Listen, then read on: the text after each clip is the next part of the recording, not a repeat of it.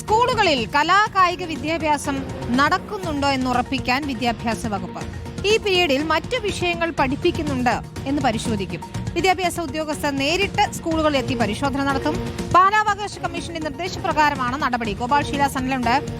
ഗോപാൽ, ഈ PT പീരീഡൊക്കെ മറ്റു വിഷയങ്ങൾ പഠിപ്പിക്കുന്നതായി പല പരാതികളും ഉയർന്നിട്ടുണ്ട്. ആ സാഹചര്യത്തിൽ കൂടിയാണോ വിദ്യാഭ്യാസ വകുപ്പ് ഇത്തരമൊരു പരിശോധനയിലേക്ക് നീങ്ങുന്നത്?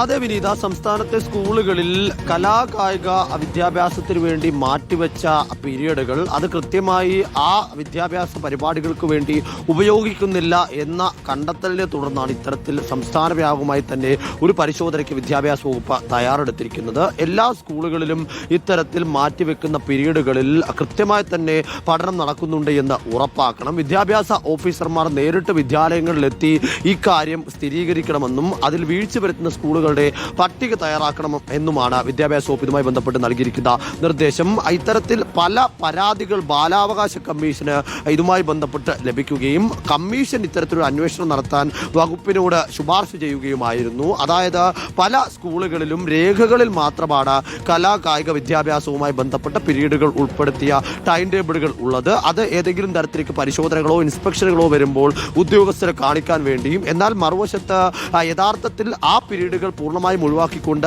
പഠന വിഷയങ്ങൾ, സാമൂഹ്യശാസ്ത്രവും ശാസ്ത്ര വിഷയങ്ങളും മാത്തമാറ്റിക്സും അടക്കമുള്ള വിഷയങ്ങൾ പഠിപ്പിക്കുന്നതിന് വേണ്ടി നീക്കിവെച്ച് ആ പീരീഡുകൾ പൂർണ്ണമായും കലാകായിക വിദ്യാഭ്യാസത്തിൽ നിന്ന് ഒഴിവാക്കുന്ന തരത്തിലേക്ക് 2 ടൈം ടേബിളുകൾ പോലുമുള്ള സ്കൂളുകൾ ഉണ്ട് എന്നതാണ് കണ്ടെത്തൽ. ആ അടിസ്ഥാനത്തിലാണ് ഇപ്പോൾ പരിശോധന ശക്തമാക്കുന്നത്. ശരി, ഗോപാൽ ഷീലാസനലാണ്. ഏതായാലും ഈ വിഷയം പരിശോധിക്കപ്പെടേണ്ടത് തന്നെയാണ്.